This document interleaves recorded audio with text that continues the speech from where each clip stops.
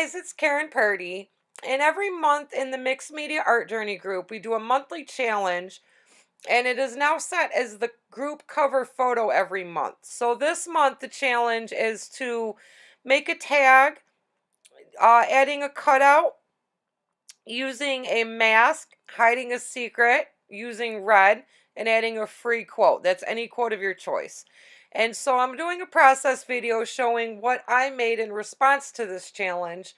And if you're interested in the artist blocks that I use for this challenge, you can find them in my Etsy shop. That's Purdy Creative Things.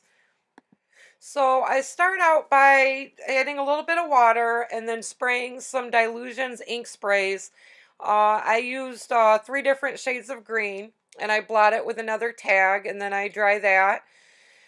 And then I'm going over it with a heat gun to dry it a little bit more on the front and back side, and that kind of straightens it out a little bit too.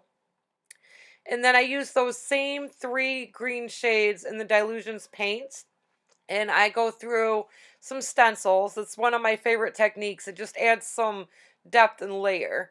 And then I take the same stencil and I apply it to the second tag. So I'm kind of making 2 backgrounds with one. So here I'm using the polished jade, and I use 3 different stencils. So I use a different stencil for each shade of green. And then I go through and I do the same on the other tag. And for the cutout, I am actually drawing a template that I'm going to use as my mask. So that's kind of 2 birds with 1 stone.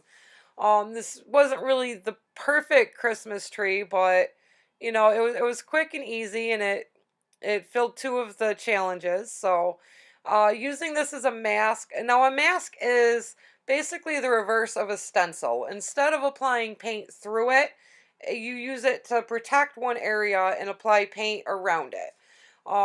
It's really great if you use a dark color like black, but here I just used a metallic blue, and so it's translucent enough you can still see the layers underneath, and the mask still kind of kept its shape.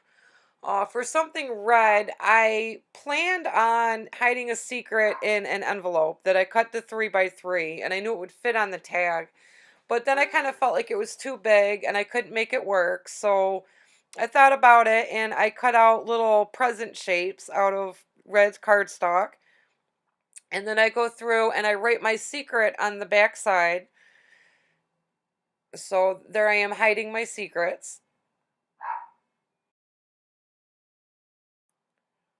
So I'm adding some green ribbon to the squares and rectangles to make them look more like presents.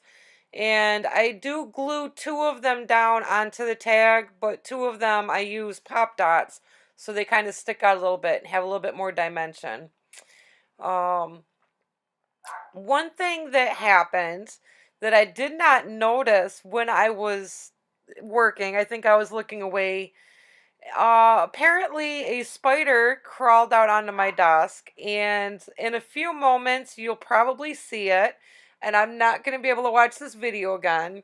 But let me tell you that when I noticed that spider, I did pause recording and freak out completely. I have the worst case of arachnophobia. There it is. Oh my God, I can't even look at it.